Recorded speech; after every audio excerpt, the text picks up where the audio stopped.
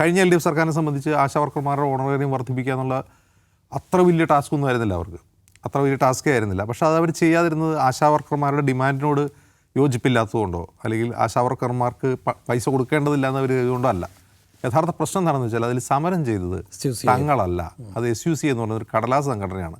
ഞങ്ങളുമായി താരതമ്യം ചെയ്യുമ്പോൾ, ഞങ്ങളുടെ സംഘടനാ ശക്തിയുമായി താരതമ്യം ചെയ്യുമ്പോൾ നാമമാത്രമായ ബലമുള്ള ഒരു സംഘടന ഇത്രയും ആളുകൾ സംഘടിപ്പിച്ചു എന്ന് സെക്രട്ടറിയുടെ മുമ്പിൽ സമരം ചെയ്യുക എന്നുള്ളത് സമര സംഘടന കൂടിയായ CPM-നും അവരുടെ തൊഴിലാളി യൂണിയനായ CTU-നെ സംബന്ധിച്ച് ഒരിക്കലും അംഗീകരിക്കാൻ കഴിയില്ല. തങ്ങളുടേതല്ലാത്ത ഒരു സമരത്തെ ഒരു കാലത്തും CPM-ന്റെ മറ്റ് തൊഴിലാളി സംഘടനകൾ അംഗീകരിച്ചിട്ടില്ല.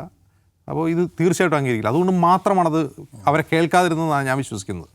അത് കാരണം എന്താണെന്ന് വെച്ചാൽ LDF-ന് വോട്ട് ചെയ്യുന്ന ആളുകൾ കൂടിയാണ് ആശാവർക്കർമാരിൽ പലരും. അവർ കൂടിയാണ് ഈ സമരരംഗത്തുള്ളത് എന്നുകൂടി ആലോചിക്കുക. എന്നിട്ട് പോലും അതിനെ അഡ്രസ്സ് ചെയ്യാൻ അവർ തയ്യാറായില്ല. അതൊരു സ്ട്രാറ്റജിക് മിസ്റ്റേക്ക് ആയിരുന്നു LDF-നെ സംബന്ധിച്ച്. ഈ കുറി UDF അധികാരത്തിൽ വന്നപ്പോൾ അവരുടെ പ്രകടനപത്രികയിൽ പറയുന്നത് പോലെ തന്നെ ഘട്ടം ഘട്ടമായി 21,000 ആക്കും എന്നാണ് പറയുന്നത്. എപ്പോഴാക്കും എന്നറിയില്ല. VD സതീശൻ എന്ന് പറഞ്ഞൊരു പ്രധാനപ്പെട്ട കാര്യം, ഞങ്ങൾ വന്നിരുന്നതേ ഉള്ളൂ, ഈ ഖജനാവിൽ എന്തുണ്ട്, അല്ലെങ്കിൽ ഇവിടെ എന്താണോ ഉള്ളത്, പൈസ ഉണ്ടോ ഇല്ലേ, നമ്മുടെ ഒരു ഫിസിക്കൽ സ്റ്റാറ്റസ് എന്താണെന്നതിനെക്കുറിച്ച് ഞങ്ങൾക്ക് അറിയില്ല. അതേക്കുറിച്ചൊന്ന് പഠിച്ചിട്ട് വേണം മറ്റ് ക്ഷേമ പദ്ധതികൾ പ്രഖ്യാപിക്കാൻ. മറ്റൊരു പ്രധാനപ്പെട്ട കാര്യം, സ്ത്രീകളുടെ ബസ് യാത്ര സംബന്ധിച്ച് അത് ജൂൺ 15-ാം തീയതി മുതൽ സ്റ്റാർട്ട് ചെയ്യുമെന്ന് പറയുന്നുണ്ട്. അതിന് പക്ഷേ അതിൻ്റെ മാനദണ്ഡങ്ങൾ എന്താണ്, അതിൻ്റെ നടപടിക്രമങ്ങൾ എന്താണെന്ന് പിന്നീട് ഇൻഫോം ചെയ്യാമെന്നാണ് അദ്ദേഹം പറഞ്ഞത്. കാരണം അത് ആർക്കൊക്കെ അതിൽ യാത്ര ചെയ്യാൻ പറ്റും, അല്ലെങ്കിൽ ഏതൊക്കെ ബസ്സുകളാണ്. ഇപ്പോൾ സൂപ്പർ ഫാസ്റ്റിലും എക്സ്പ്രസ്സിലും KS സ്വിഫ്റ്റിലൊക്കെ എല്ലാ സ്ത്രീകൾക്കും യാത്ര ചെയ്യാൻ പറ്റും നമുക്കറിയില്ല. ചിലപ്പോൾ ലോക്കൽ വണ്ടികളിലായിരിക്കും അത് പ്രഖ്യാപിക്കുന്നുണ്ടാവും.